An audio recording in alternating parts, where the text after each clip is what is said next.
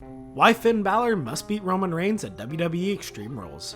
One of the most predictable outcomes at WWE's Extreme Rules event Sunday is Roman Reigns retaining his title against challenger Finn Balor, as he awaits a showdown with Brock Lesnar. This has the feel of a placeholder feud, even with Balor bringing out his demon persona for the match in an effort to keep things interesting.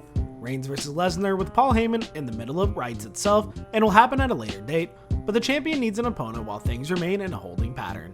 This is exactly why Balor should pull off the upset. This feels like the perfect moment for WWE to pull a swerve nobody would dare to predict could happen. It wouldn't be a swerve just for the sake of pulling a swerve, and it wouldn't be as bad as some of the moments WWE has tried to make for a shock value recently, looking at you Becky Lynch over Bianca Belair. No, Balor winning would be pretty smart for the long term. WWE bringing back the demon persona just for it to take a loss would be about as foolish as it gets.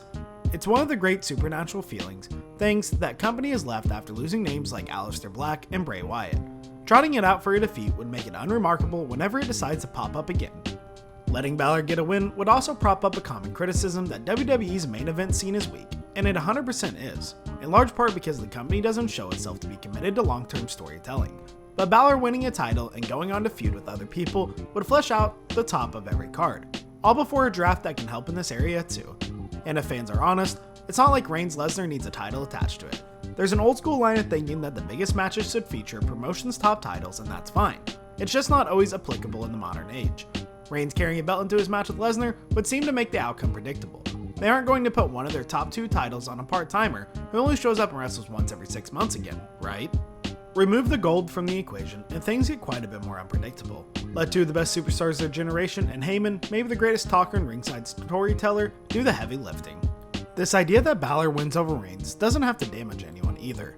The demon doesn't have to win clean and hurt Reigns' outlook. A little interference on Lesnar's part, plus a post-match beatdown for both, would work just fine. With one chaotic 5-minute stretch, WWE can establish a stunning new title scene while sending Reigns into a must-see feud with Lesnar. WWE couldn't do this with anyone besides maybe AJ Styles.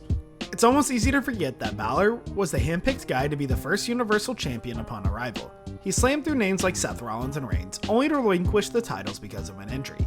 For those worried a non-clean finish and a win for Balor might hurt the demon persona, it actually might be a pretty good way to keep it in check. WWE, after all, had that major issue with Wyatt's Fiend persona, which got way too overpowered and produced some horrific matches that spiraled out of control. The nice thing about Balor, when the time comes, is that he can turn around and get caught on a bad night without his alter ego and lose his title. That happens, and the demon remains a mystical threat that can still pop up later. The reality, WWE might try to pull a cop-out on this by the demon taking an Uber beatdown by Reigns and friends to retain. That way, he's still technically unstoppable for it with a belt before moving on to face Lesnar. But that's not just as satisfying as the other possible outcomes now that WWE has decided to throw the demon out there. WWE loves its moments, and Lesnar showing up to wreak havoc with Balor since to the top spot would classify as unforgettable.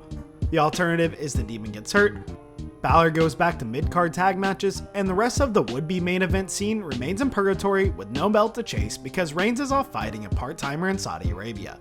So, while this smacks as a bit bold for even the WWE, the upshot is a rejuvenated main event scene, an incredibly over-demon Balor, and a Reigns-Lesnar feud that has only more bad blood and hype behind it.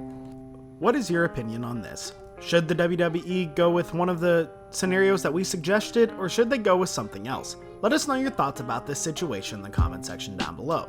Well guys, thank you so much for making it to the end of the video. Be sure to smash that like button, subscribe to Active Runner, and ring that notification bell so you never miss another video from us. Once again, thanks for watching and we will see you all in our next video.